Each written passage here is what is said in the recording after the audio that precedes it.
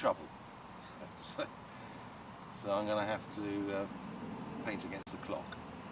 And this is a very exciting time in Chris Gollon's career because the funding has just come through for the last 4 Stations of the Cross. I think it was the novelist Sarah Maitland funded Station 8, and that got some publicity, and then other people came on board and funded the others, mainly private collectors or members of the congregation.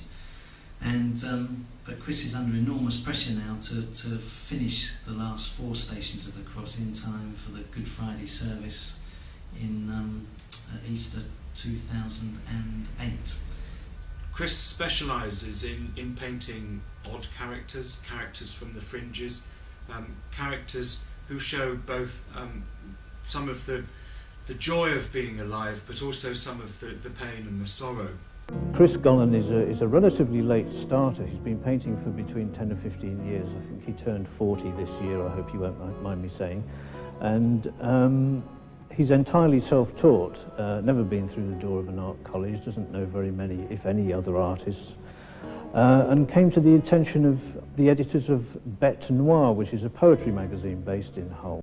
In 1993, Chris had his first major one-man show in a trio of exhibitions with David Hockney and the portraitist Peter Edwards. Indeed, his show was televised and proved so popular with the visiting public that the museum gallery extended it by 2 weeks. We all just decided to do what we wanted to do, so Chris gave up everything to go full-time painting. Our other friend, his ambition was to become a tramp. That was quite easy, that one, really. So he became a tramp, and my ambition was to go to university, and which is what I did, and studied English and French, and then got into art there as well, studied art history. In the same year, he also showed with the Hunting Group Prize, and thereafter began to develop a very distinctive, almost allegorical style, and showed in mixed exhibitions in England and Scotland. I've got a clearer idea of what I want to do now, and I'm trying to sort of condense these images into single figures now, and to really make the faces more powerful. Well, I've not exactly taken on too much, but I've got the Stations of the Cross to finish. Well, the commission for the church, was very unexpected, and I just had a gallery in the East End with a window onto a main drag, and a chap called Father Alan and his wife Sabine. They saw through the window Chris had done a sort of a cover version of Titian's Penitent Magdalene. One in particular drew my attention, the Penitent Magdalene, which was a picture not of Mary Magdalene, but of clearly a down-and-out woman of the streets. And that picture in particular captured my imagination in that although it was certainly a secular piece of art, it embodied some religious traditions in the way it was painted, and certainly some religious themes, as the name suggests. And it seemed to me that to bring some of those issues into the Stations of the Cross, a series of paintings that we could hang in church depicting the last journey of Jesus on the way to the cross, would be a very fascinating confrontation between the world of today and our religious traditions. Next, the campaign to save a Grade 1 listed church from ruin. Father Alan Green says St John's in Bethnal Green is in serious danger of falling down. He's asked the Lottery Heritage Fund to help, but he also wants to transform the church into a cultural centre. As part of his mission, he's recruited the services of a controversial London artist. Keir Simmons reports. Hidden away in East London, St John on Bethnal Green was designed by the great British architect Sir John Soane 150 years ago. But it might not be a secret for long. The vicar wants to turn it into a space for concerts and galleries, as well as prayer.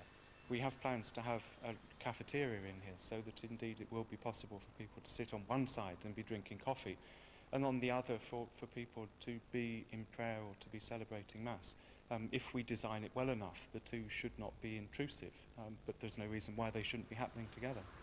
Making this project even more unique is the artist Chris Gollon. He's been asked to paint the Stations of the Cross for the church. It's not without controversy. His work depicts often strange images, far from traditional. It's quite a responsibility. you know, it's going to affect what people think about the stations. You know, obviously I don't want to sort of be blasphemous or anything of that sort, but nevertheless I think there's a lot of thought to be put into it. The whole thing is wonderfully romantic. Chris works on an almost secret island on the Thames named Platts 8. Like the church, he's hidden away. There are those that might like St John's to stay that way, but it does desperately need renovation. And when the work is done, hopefully many more people will be able to enjoy it in all its glory. This is Keir Simmons for London Tonight. Chris was very keen on it. He had gained many of his themes for painting from the European religious traditions, and so the governing body of the church, the parochial church council, had to meet with Chris, had to look at his work and discuss with him whether they wanted his particular works to be hanging in the church. Everyone, every single person was sure that he was the right person to paint the stations for our church. And even those who were not comfortable with his art saw that it was an important commission for this church, and that it would say some very important things for us to have those paintings here in this church. We began talking about the possibility of doing it 9 years ago, and we started the commission 7 years ago, and it's only now 2 weeks ago that we found the money for the 14th picture.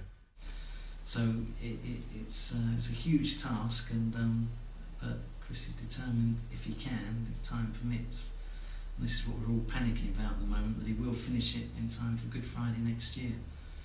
So my job really is to protect his time, so we're trying to produce silkscreen prints. I've got him going into a print studio so he can produce multiple images from one plate or one set of screens, and you know, I'm trying to protect his time because every day counts, you know, with the Regatta Commission and the church.